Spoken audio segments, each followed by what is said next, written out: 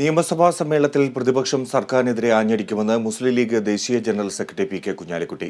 സർക്കാരിന്റെ കയ്യിൽ ഒന്നിനും പണമില്ലാത്ത അവസ്ഥയാണ്. കേന്ദ്രത്തിൽ നിന്ന് ഫണ്ട് വാങ്ങിയെടുക്കേണ്ടത് സംസ്ഥാന സർക്കാരിന്റെ ഉത്തരവാദിത്വമാണെന്നും കുഞ്ഞാലിക്കുട്ടി ചൂണ്ടിക്കാട്ടി.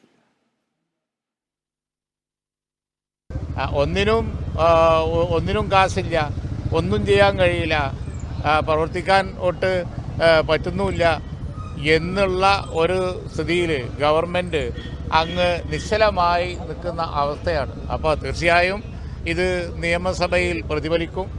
നിയമസഭയിൽ അതിനെതിരായി ശക്തമായി ഞങ്ങൾ ആഞ്ഞടിച്ച് തന്നെ മുന്നോട്ട് പോകും. അതുതന്നെയാണ്, അതിന് സംശയമൊന്നുമില്ല. ആ ചോദ്യത്തിനുള്ള ഉത്തരം അത് തന്നെയാണ്. ക്ഷേമ പെൻഷൻ ലഭിക്കാത്തതുകൊണ്ട് ആത്മഹത്യ വരെ നിരന്തരം നടന്നുകൊണ്ടിരിക്കുന്നു.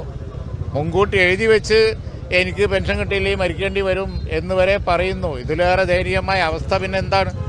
ഇപ്പോൾ ഗവൺമെൻറ് കണ്ണു തുറന്നില്ല എങ്കിൽ അതിന് കേന്ദ്രത്തെ കുറ്റം പറഞ്ഞ് ഇരുന്നിട്ട് കാര്യമില്ലല്ലോ. കേന്ദ്രത്തിന് ഫണ്ട് വാങ്ങിയെടുക്കേണ്ട ചുമതല ആദ്യമായി അത് ഗവൺമെൻറ്റിൻ്റെയാണ്.